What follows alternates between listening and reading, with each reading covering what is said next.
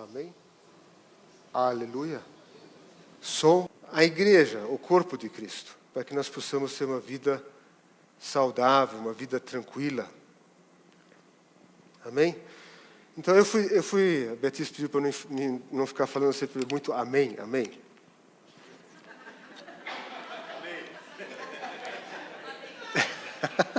Me lembrei disso agora, a Beatriz falou, duas coisas que ela falou para mim esse ano, não fique falando o tempo todo amém, amém. Não sei se isso é um sinal de nervosismo, né? Mas glória a Deus.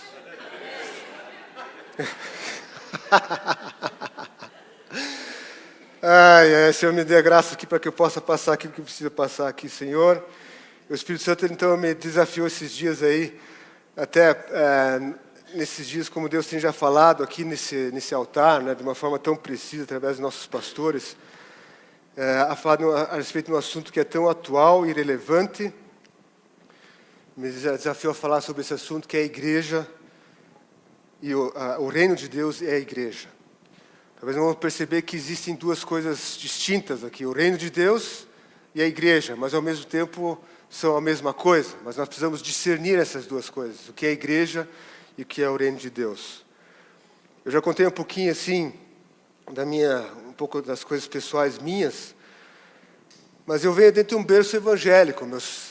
Meus pais, os antepassados, agora falar do parte dos meus avós, por parte dos meus pais, meu avô, ele veio da Rússia, assim como a história da família do pastor Arno, do pastor Werner. Eles vieram da Rússia fugidos por causa da perseguição religiosa, por causa da fé que eles tinham lá na Rússia. Como era um país ateu, eles começaram a perseguir, começaram a tomar, eles tomaram posse de tudo que era particular dos menonitas. O Estado tomou, eles perderam tudo, e começaram então a perseguir a fé deles. Eles não podiam mais confessar a fé, eles não podiam mais falar publicamente sobre a fé. E eles tiveram que deixar tudo para trás, vir com uma mala na mão, às vezes sem nada, tentar pegar um trem lá que atravessasse a Rússia, não sei bem a história lá, conseguir entrar nesse trem, conseguir passar a fronteira sem ser preso pelos guardas lá da Rússia, conseguir passar a fronteira, chegar no porto, não sei aonde lá, pegar um navio, não sei, não estou confundindo talvez um pouco a história aqui, para poder chegar aqui no Brasil, para eles poderem manter a fé deles. Porque muitos desses menonitas que persistiram lá, eles foram presos e foram mandados para campos de concentração, e lá eles morreram, na Sibéria. Né? E eles vieram para cá para manter a fé e poder preservar as suas gerações. E essa é a história da minha família também. Meu avô, ele vem aqui com 6 anos de idade. Né? Pequenininho ele veio aqui, né? Com meu bisavô. Começaram a vida lá em Santa Catarina, largaram no meio do mato. Já foi contada essa história. A primeira casinha deles era uma casinha de sapê, assim, com feito de palha, assim, né? Tem um pouquinho de índio ali também, né? Experimentaram o que é ser índio um pouco. Ficaram lá.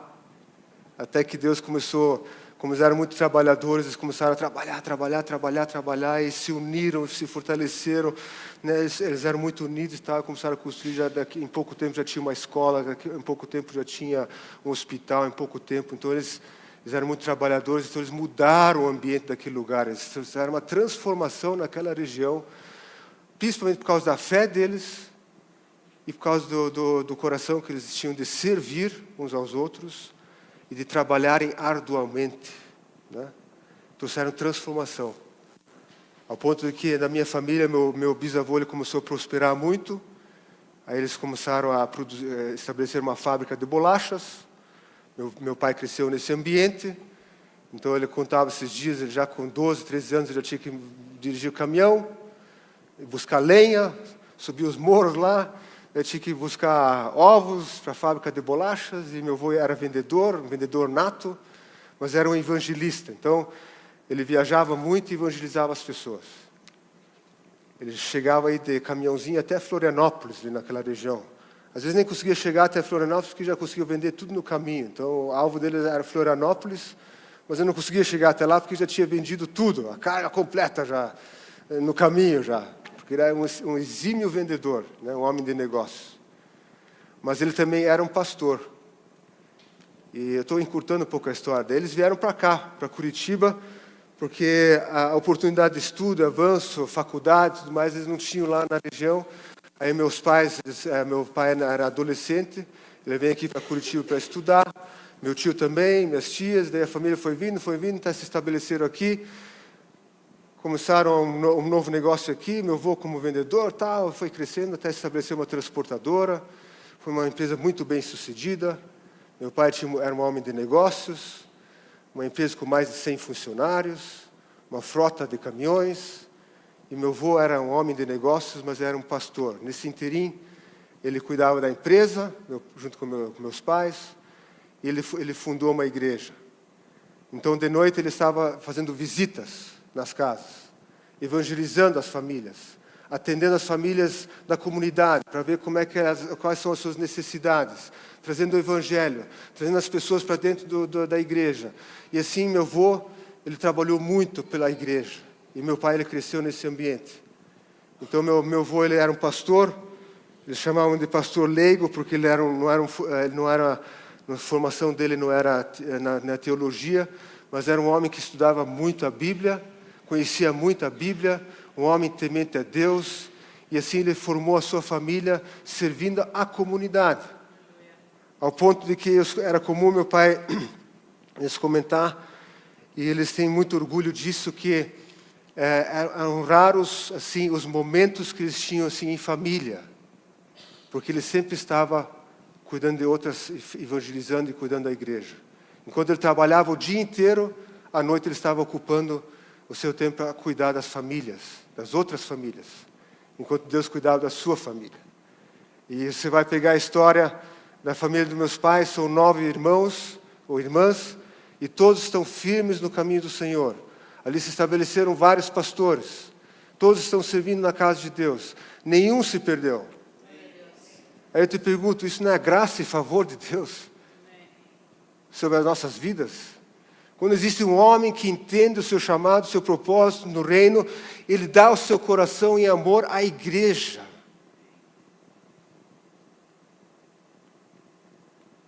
E se eu estou hoje aqui, é fruto disso. Eu nasci dentro desse ambiente. Sou uma pessoa privilegiada. E louvo a Deus por isso. Exalto o nome dEle porque Ele foi tão fiel nessas gerações. E a minha oração é que a minha geração, os meus filhos, eles sigam também nesse mesmo caminho. Que aquilo que os nossos antepassados conquistaram, e aquilo que nós estamos estabelecendo, construindo como igreja hoje, nesses dias de hoje, os meus filhos possam perpetuar isso para frente. Porque nosso tempo aqui na terra, ele é passageiro. O meu avô já foi. Faz uma falta enorme. Uma falta... No grupo da família dos Peters aqui, eles celebram todo ano o aniversário dele. E também a morte, também eles lembram do dia que ele faleceu, mas sempre celebram, eles postam um monte de fotos. É uma comoção ali. E daí eu falo do meu pai. Meu pai não virou pastor, mas ele podia ser pastor. Porque ele conhece tanto de Bíblia. O Brian, ele vai confirmar isso. Eu vou falar, talvez à noite também, pegar esse testemunho, mas o Brian, ele fica impressionado quando ele conversa com meu pai, como ele conhece Bíblia. Um homem que era empresário, um homem de negócios, mas que entendeu que, em primeiro lugar, o reino de Deus é sua justiça. Um homem que entendeu a importância da devocional. Eu cresci vendo ele fazendo as suas devocionais diariamente, toda manhã, cedinho, lendo a palavra de Deus, se aprofundando na palavra de Deus, conhecendo a vontade de Deus, para dentro daquilo que Deus estabeleceu na vida dele. Ele se dedicou arduamente e ainda se dedica hoje pela igreja local. A igreja menonita aqui, da Cruz Branca, como muitos falam. Se você for lá um dia visitar a igreja lá, você vai ver ele lá, está com 76 anos, ele está lá na porta, recebendo as pessoas e dando bem-vindos à casa do Senhor. Que bom que você veio hoje aqui. Ele fica tão feliz quando vem uma visita, né? Ele, puxa, nós temos uma visita hoje aqui. E eu queria que vocês, quando vocês lembrarem, orem pela Igreja Menonita de Curitiba, eles precisam das nossas orações. Amém? Mas o meu pai, ele está lá fiel, firme, lutando, fiel à sua liderança. Hoje o líder dele, que é o diretor, vamos dizer, o presidente do conselho da igreja lá, o presidente da igreja lá, quem é? É o irmão mais novo dele, o Heinz. O Heinz. Eu sempre brincava dele, era bem mais novo que eu, né? Ele é filho do segundo casamento do meu pai, porque minha avó ela faleceu quando eu era pequenininho, do meu avô. Desculpa. Minha avó ela faleceu num acidente quando eu era pequeno. Meu avô ele ficou um tempo sozinho, e daí ele casou novamente e teve mais 2 filhos, que é o Heinz e o Ralph. Um é missionário lá na Índia, estão indo lá para a África agora, que eu saiba. E o Heinz ele trabalha numa empresa, homem assim na área também de negócios, mas ele é diretor, agora presidente da igreja ali. E meu pai ele está submisso. O irmãozinho dele lá, mais novo. O espiralho, né? Me dizem, vou usar essa expressão. Eu preciso entrar na mensagem.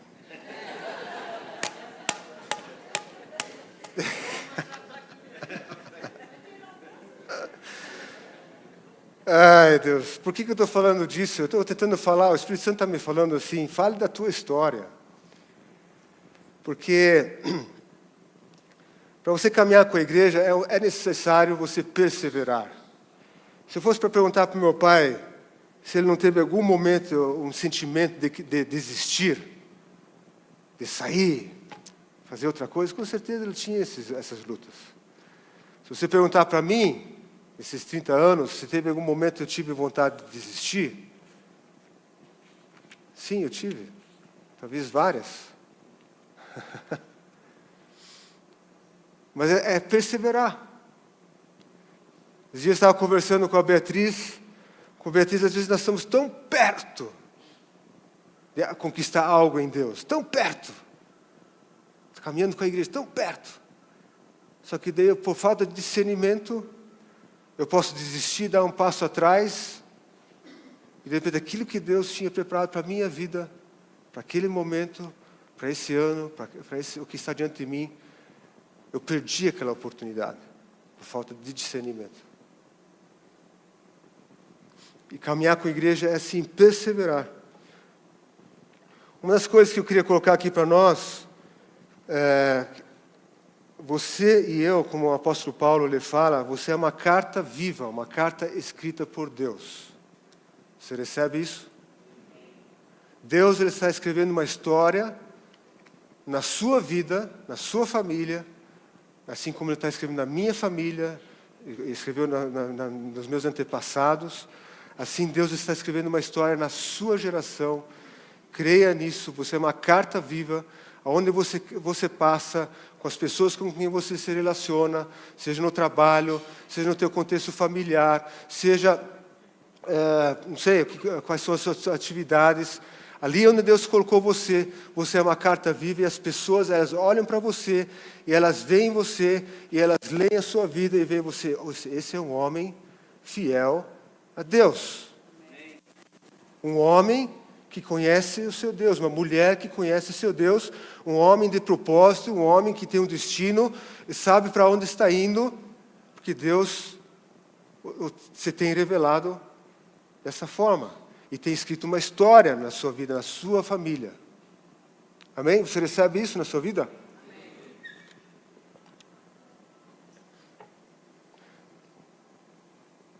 Eu queria pegar o texto aqui. Agora eu vou pegar um texto, né? Em Mateus, na verdade eu quero pegar 2 textos, ler para nós aqui, que é em Mateus capítulo 16, do versículo 13 até o 20.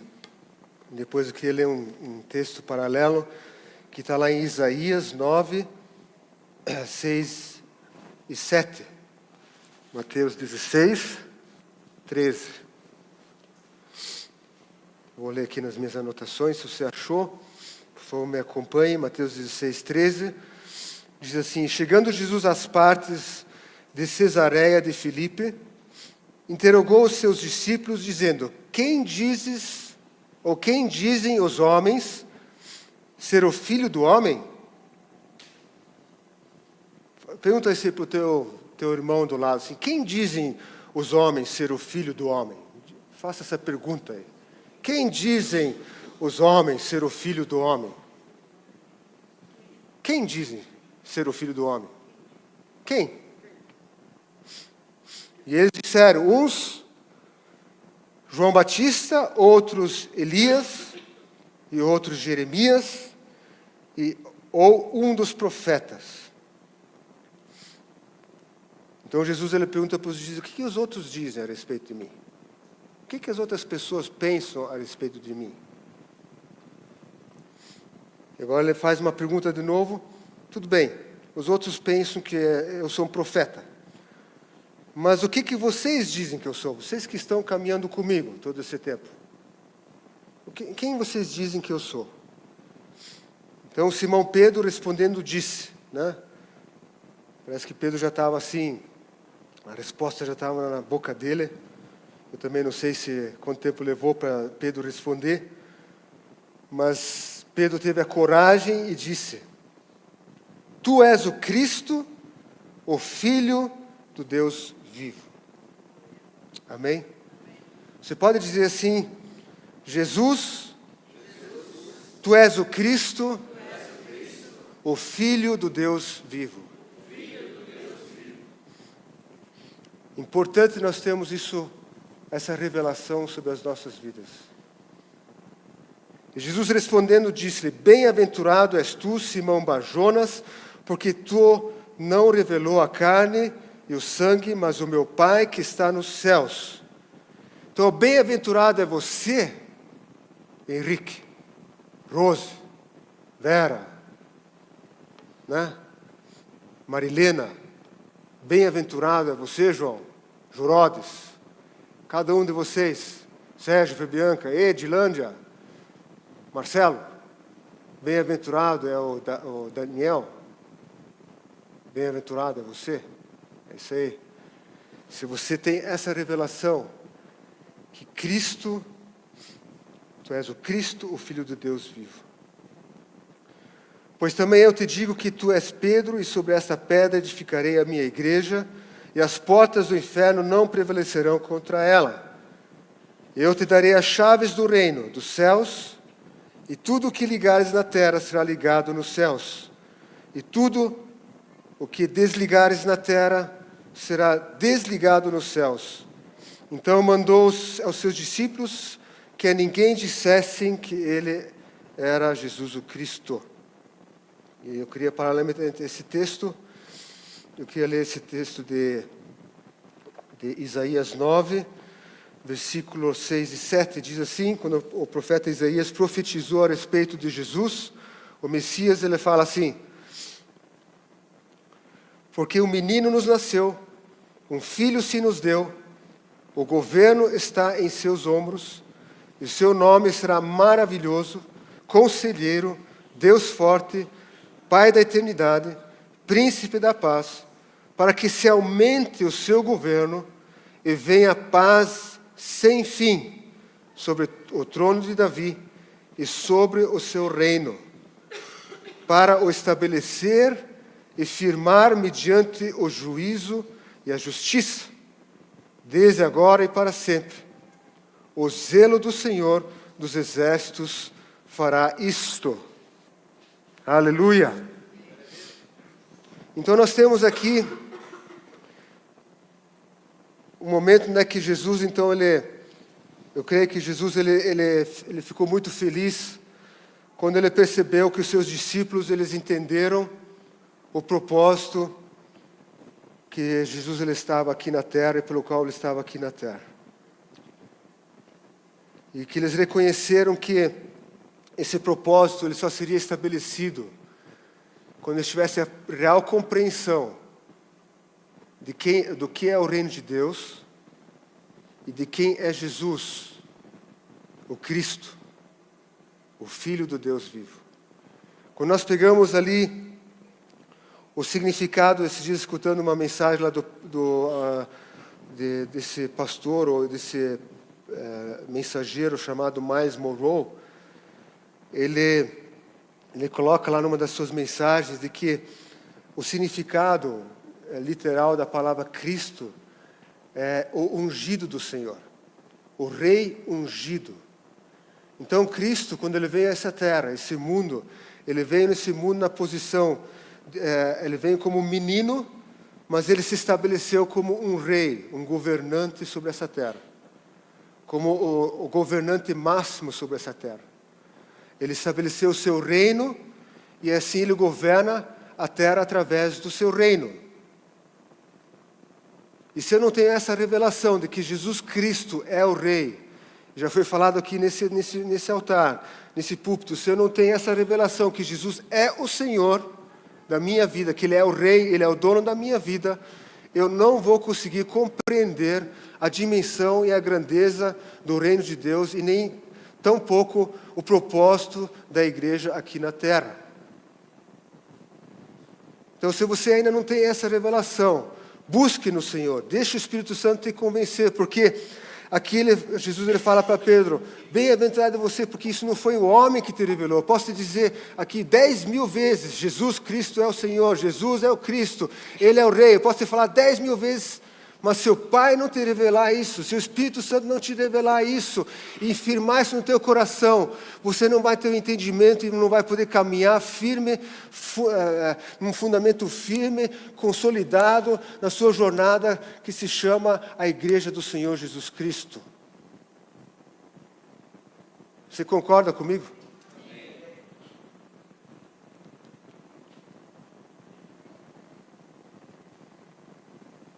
Importante nós termos esse entendimento. Nós temos Jesus, o Cristo, o Rei, o soberano, o governante máximo. Vemos aqui em Isaías que o reino dele não vai ter fim. Aquilo que ele começou, ele vai terminar. E quando ele vai terminar bem. Isso vai estar num processo crescente, que ele vai crescendo, crescendo, crescendo. Ele não tem fim, por isso que eu quero reforçar também aqui. Venha fazer o seminário de escatologia apostólica, venha conhecer esse projeto grandioso que é a igreja, que ela é uma igreja vitoriosa, uma igreja que está crescendo, que está expandindo o reino de Deus, que está aumentando o seu reino de uma forma significativa nessa terra, e eu e você, nós fazemos parte disso. Por mais que muitas pessoas elas nos contrariem, por mais que as redes sociais, por mais que as notícias, por mais que aquilo que nós vemos parece que querem dizer contra, isso é tudo fake news. Vamos usar esse termo que agora está na moda, né? É o fake news das trevas. Que o inimigo está vencendo, que o mal está vencendo. Não. O reino de Deus está crescendo, o reino de Deus está avançando, Ele está cumprindo com o seu propósito, e nós estamos dentro disso, eu e você, nós somos mais que vencedores em Cristo Jesus.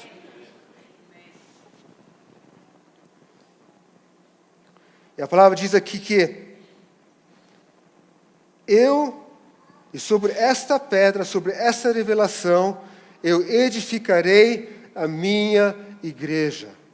E as portas do inferno não prevalecerão, não prevalecem contra ela. Então o Senhor Jesus ele está edificando a sua igreja, Ele está construindo a sua igreja. Está construindo as nossas vidas. Está nos levando para onde Ele quer nos levar.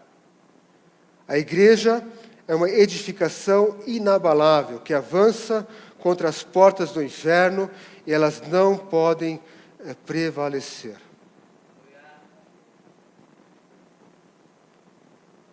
Nós temos um Rei soberano. E quando nós, nesse pensamento, que Jesus ele estabeleceu o seu reino, e a pregação dele foi basicamente falar a respeito do reino. O foco dele era falar a mensagem do reino. Tanto que a primeira mensagem que ele trouxe aqui na terra foi: arrependei-vos, pois é chegado o reino dos céus, é chegado o reino do meu Pai. Então, o foco dele é falar a respeito do reino de Deus e a sua justiça, né? Ele focou nisso, ele estabeleceu isso. E quando ele concluiu o seu ministério aqui na terra, nós entendemos na sua palavra de que ele subiu aos céus, ele enviou o outro Consolador, o Espírito Santo, nos fez ser cheios da presença dEle. O reino de Deus, ele vem sobre nós, se manifestou, está dentro de nós. E assim ele estabeleceu a sua igreja. E agora nós, como corpo de Cristo, estamos dando continuidade àquilo que Ele estabeleceu. Então nós entendemos, quando esse autor desse livro lá, A Grande Ideia de Deus, Miles Monroe, ele escreve que Jesus, então, ele estabeleceu essa igreja somos nós, que somos os embaixadores do reino. Nós somos os embaixadores do reino que manifestam as virtudes do nosso Pai, do nosso Rei, por intermédio da igreja. A igreja foi delegada a toda a autoridade em nome do Rei Jesus. Amém?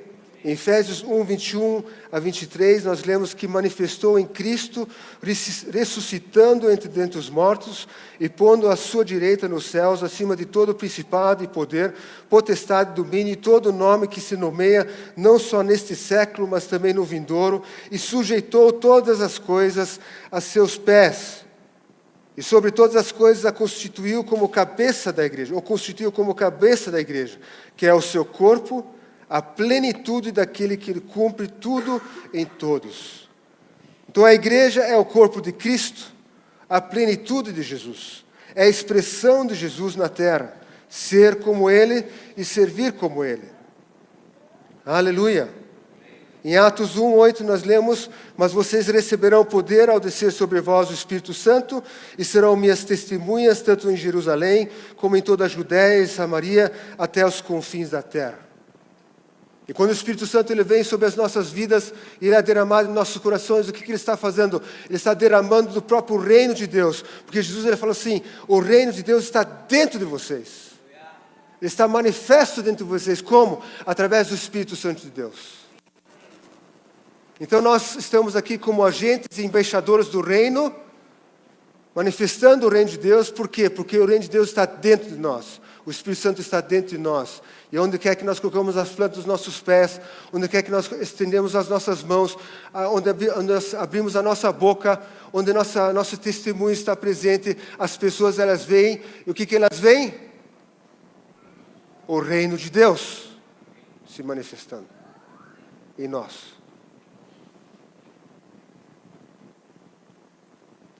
Agora, se nós somos o corpo de Cristo, e você vai poder estudar isso em casa, ler lá em 1 Coríntios 12, quando o apóstolo Paulo ele fala que o Senhor ele deu ao seu corpo diversos dons e talentos e habilidades. E ele fala que o corpo de Cristo, então, ele tem vários membros, e cada parte do membro tem sua função, tem seu papel. Cada detalhe do corpo ele tem sua funcionalidade dentro do corpo, e todos dentro do corpo eles compõem a plenitude da vontade de Deus, para que o corpo seja saudável, ele possa manifestar o reino. Então nós entendemos que ser corpo de Cristo é entender que o meu irmão, a minha irmã, aquele que está caminhando comigo, ele é diferente de mim, mas ele tem a mesma Espírito Santo, mas Deus usa ele de uma forma diferente do que Deus usa a mim. E eu consigo caminhar com o meu irmão. Eu consigo, aquilo que Deus deu na minha vida, Ele contribui para que o meu irmão possa crescer, e aquilo que Deus colocou na vida do meu irmão, eu possa crescer junto com ele. Aleluia!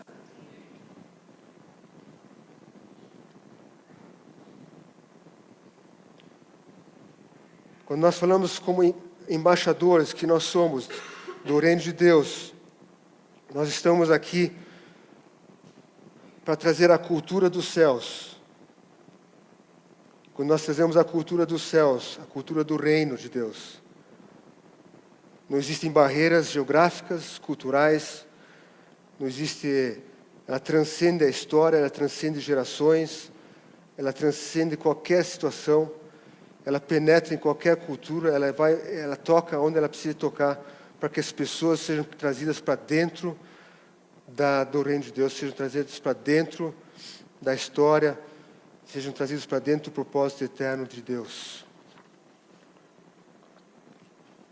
O projeto de Deus é transformar a cultura do mundo na cultura dos céus, na cultura do reino. Transformai-vos, e aqui eu me lembrei daquele texto de Romanos 12, porque esse é o pensamento, ou esse é o método de como Deus ele age nas nossas vidas. Ele é um método de transformação, ele vai nos transformando, né? De glória em glória, nós somos transformados segundo a sua imagem e semelhança. O apóstolo fala assim, transformai-vos pela renovação da vossa mente. Então, o reino de Deus em nós, ele é transformador, ele transforma as nossas vidas, nós somos sendo aperfeiçoados para que, onde nós estamos, as circunstâncias sejam também transformadas, a história da nossa família seja transformada. Aqui, assim como muitos têm experimentado na sua caminhada, onde famílias inteiras têm sido transformadas por causa do reino de Deus manifesto dentro desse contexto.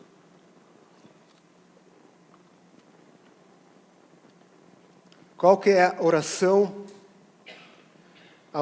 que Jesus ensinou para a sua igreja? Uma oração que nós conhecemos tão bem, quando os discípulos pediram para Jesus, ensina-nos a orar. E hoje me vem assim muito claro, é uma oração de uma igreja madura, uma oração de uma igreja que entendeu quem é o Senhor, uma oração de uma igreja que entendeu qual é o seu propósito aqui na terra. Como é que é essa oração?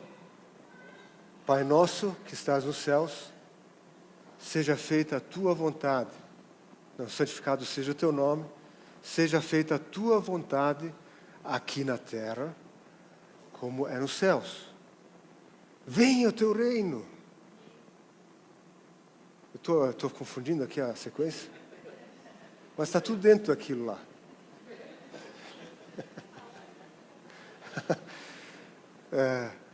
Venha o teu reino. A oração de uma igreja madura, a oração de um filho maduro é assim: Pai, santificado seja o teu nome. Venha o teu reino. Seja feita a tua vontade. Quando eu falo assim, quando eu oro assim, eu tô deixando o meu eu de lado. A minha vontade. Os meus desejos. Os meus sonhos. As minhas convicções. As minhas experiências. As minhas frustrações. As minhas dores. Porque o que eu quero? Eu quero a vontade do meu Pai. Eu quero que o reino se estabeleça.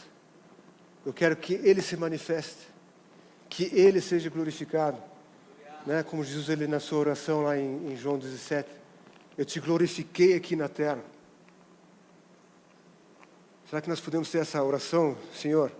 Chegar um dia assim, para o Pai, assim, dizer: Pai, eu te glorifiquei aqui na terra. Será que nós podemos chegar nesse nível de oração para o nosso Pai? Ter essa segurança. Pai, chegar diante do Pai e dizer assim: Pai, eu te glorifiquei lá na terra. Eu tenho uma certeza, porque eu fiz a tua vontade. Eu fui lá e manifestei o teu reino. Eu caminhei com os meus irmãos. Fui fiel. Servi a casa do Senhor.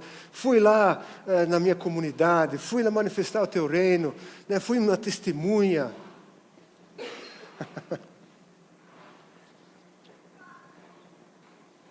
E o tempo voa.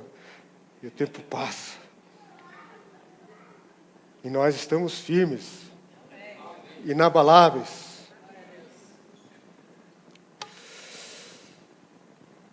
Vou pular para frente aqui.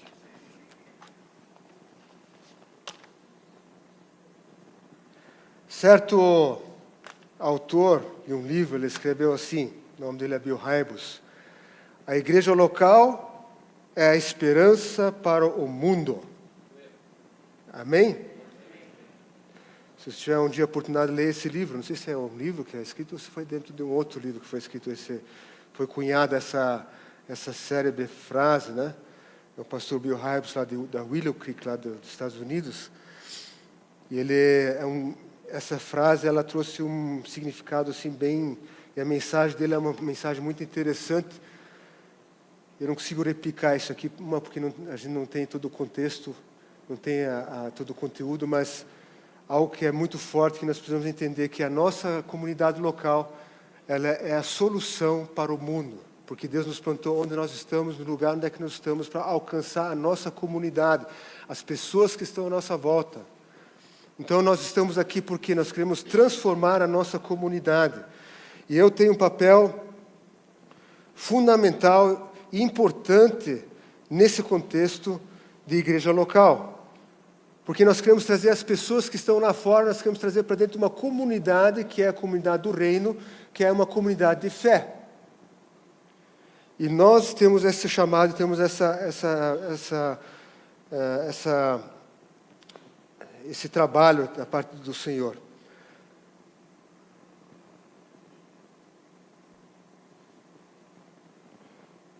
Jesus, ele está comprometido com a sua igreja, conosco.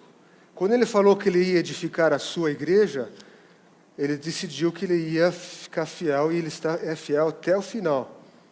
Amém? Ele está edificando, ele está trabalhando até hoje. Ele está lá cuidando da sua igreja, está cuidando das nossas vidas, nossas famílias, da sua igreja local.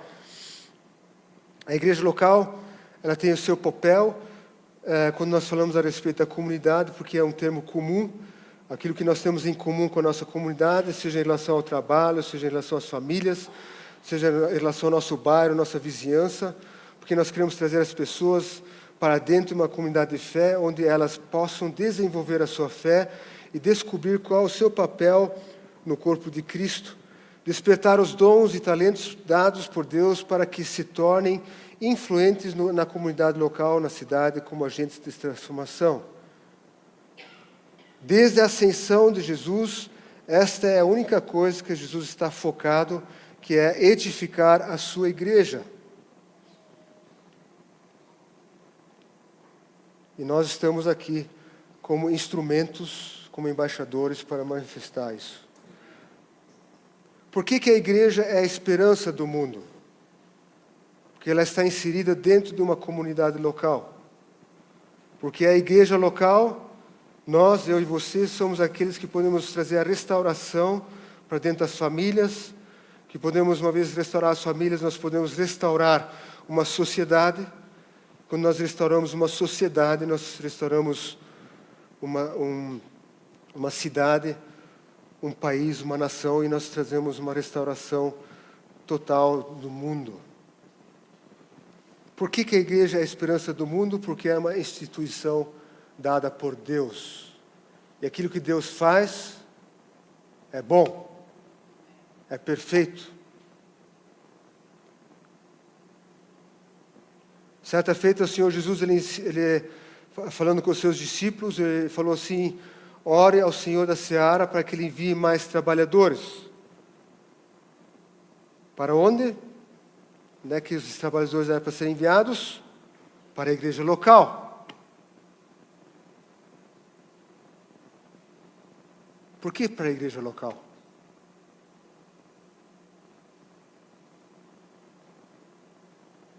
Será que não é porque é o único lugar onde é que esse novo trabalhador, assim como eu e você, precisa ser discipulado, eu preciso ser ensinado, preciso amadurecer, preciso crescer, me fortalecer, ser capacitado, receber ferramentas, armas, para que eu possa ir no campo e possa manifestar o reino?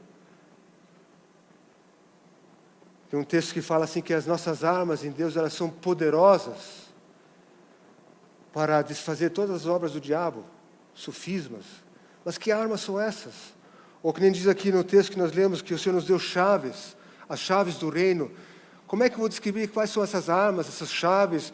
Como é que eu vou descobrir qual que é o meu dom? Qual que é a minha habilidade? Como é que eu vou ser enviado se eu não estou fazendo parte de um corpo local, de uma igreja, entender o meu propósito e poder caminhar junto com meus irmãos e servir junto com meus irmãos e ir lá na comunidade fazer a diferença? Então Jesus, ele ensina a oração: ore ao Senhor da seara, ao Espírito Santo, que Ele envie mais trabalhadores. Para onde? Para a igreja local. Então, se você vai orar para que Deus converta a tua família, teus amigos, peça para Deus enviar eles para a tua igreja local. Não peça para enviar, não, pode ser para qualquer lugar. Tipo assim, é bonita essa oração. Pode ser em qualquer lugar, assim, em muitas igrejas. Mas ore para que Ele mande essa pessoa para a tua igreja local.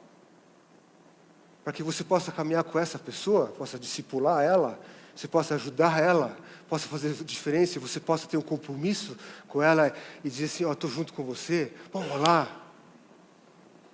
Parece uma oração egoísta, não é uma oração egoísta.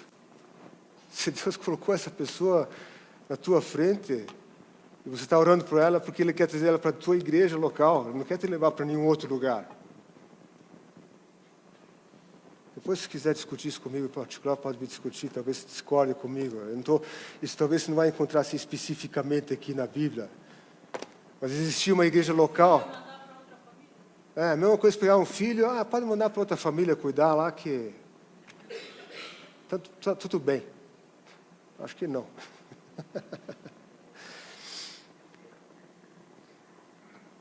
Então a igreja ela possui ferramentas, armas poderosas em Deus para manifestar o reino de amor, alegria e esperança. A igreja local, ame a igreja local, esteja na igreja local, sirva junto com teus irmãos, aprenda a perdoar, aprenda a caminhar junto, persevere, não desanime, não desista. Porque não é um projeto humano, e sim é um projeto do reino. O que determina o sucesso de uma igreja local? Saudável, quando nós estamos fazendo discípulos. Quando a igreja está trazendo transformação na vida das famílias. Quando a igreja está trazendo transformação à sua comunidade. As pessoas estão sendo atraídas para perto do Senhor.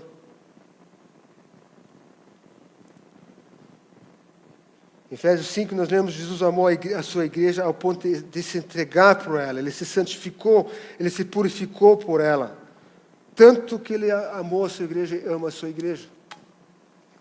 Porque Ele quer apresentar a igreja uma igreja gloriosa, perfeita.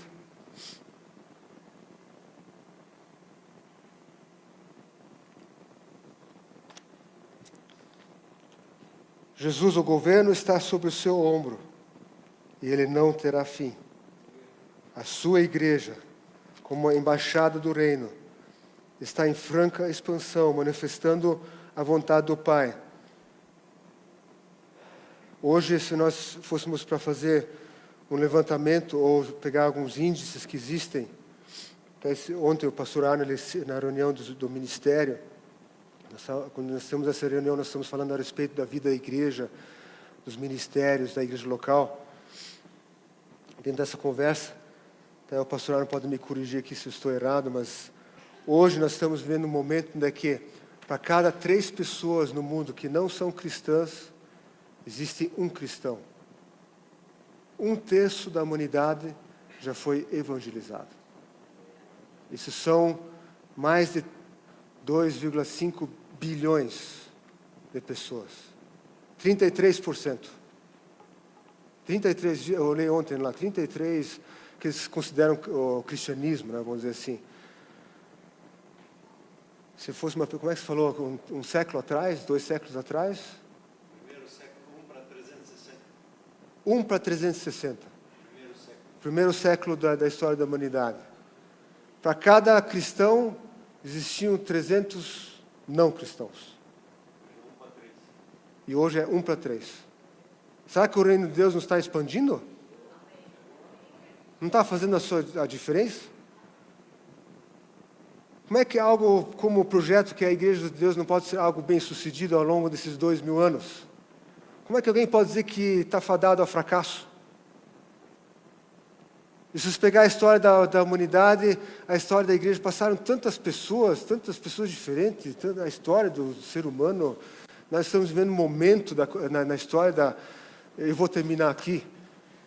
Nós estamos vivendo um momento na história da humanidade, talvez eu diria assim, de grande oportunidade, mas também um momento muito crítico, porque às vezes a gente escuta essa expressão, principalmente o humanismo usa essa expressão, que o ser humano está evoluindo, né?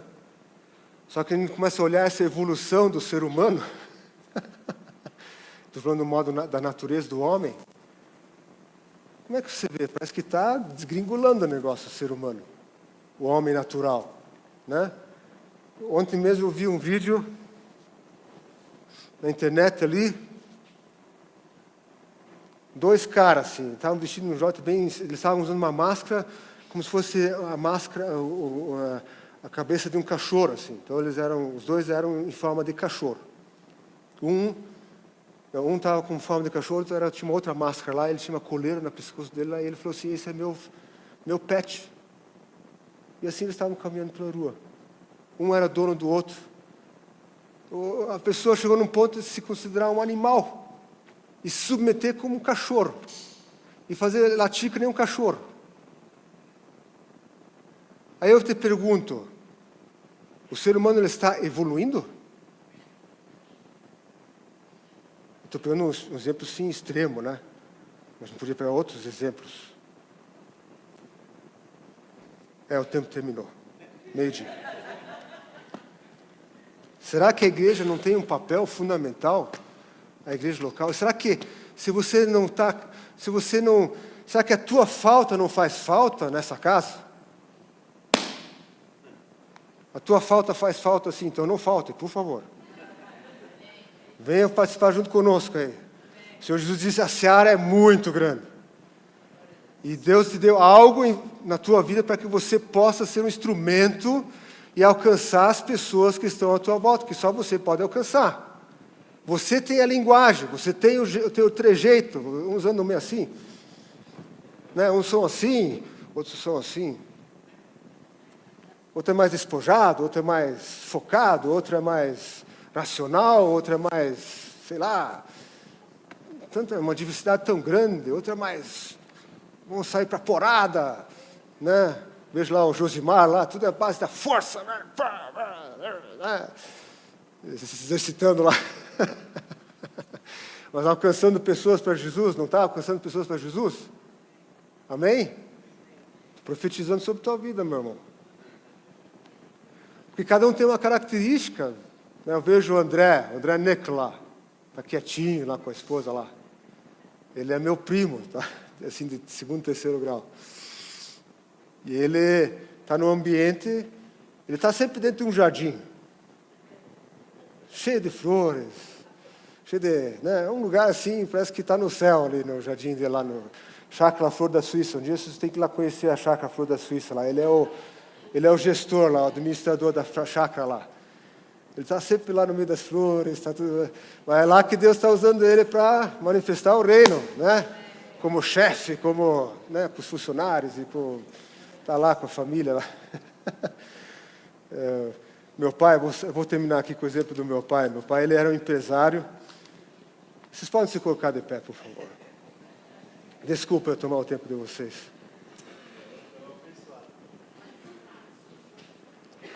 Eu vou terminar com esse testemunho. Isso, Fernando, vem terminar aqui para nós aqui.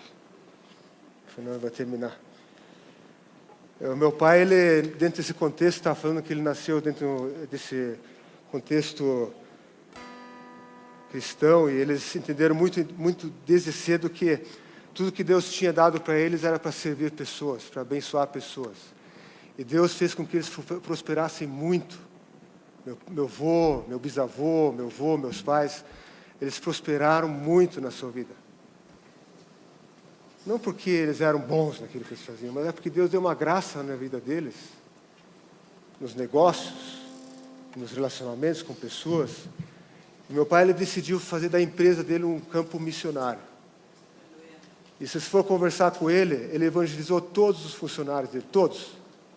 Ele sentava o funcionário dele lá na cadeira dele, lá, quando ele tinha que ter uma conversa um pouco mais séria com ele lá, ele aproveitava e falava do Evangelho.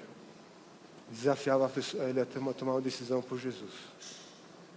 Eu não saberia dizer quantas pessoas passaram pela empresa, mas o ápice da empresa, ela estava com mais de 100 funcionários. Passou muitas famílias. Muitas famílias foram ganhas por intermédio do testemunho dos meus pais ali na empresa. Pessoas aceitaram Jesus dentro da empresa, do ambiente de trabalho ali, como meu pai. Meu avô, então, quando ele chegava lá com a Bíblia embaixo do braço, lá, pastorzão, empresário lá, já chegava na oficina, já via lá o mecânico lá embaixo do caminhão, lá, tudo sujo, trabalhando lá, sofrendo, ele estava até xingando lá, né, pufando lá, porque não conseguia resolver o problema do motor, ou isso, aquilo. Ele chegava assim, bem perto, que bom que nós temos um mecânico na nossa empresa. Bem simples, né? Que bom, ele valorizava. Às vezes ele soltava um texto, uma palavra, incentivava. Não faça da tua vida um púlpito para Deus. Ame a sua igreja com todas as suas forças, com todo o seu entendimento. Venha para dentro do corpo, não fuja do teu propósito, não fuja daquilo que Deus colocou depositou, não fuja. O tempo de fugir acabou. O tempo de se esconder acabou. O tempo de ficar na surdina, ficar só olhando de longe, ficar lá só observando, acabou esse tempo. Amém? Você recebe? Vamos cantar mais uma canção e nós vamos terminar com esse louvor. Pode ser? Deus abençoe vocês.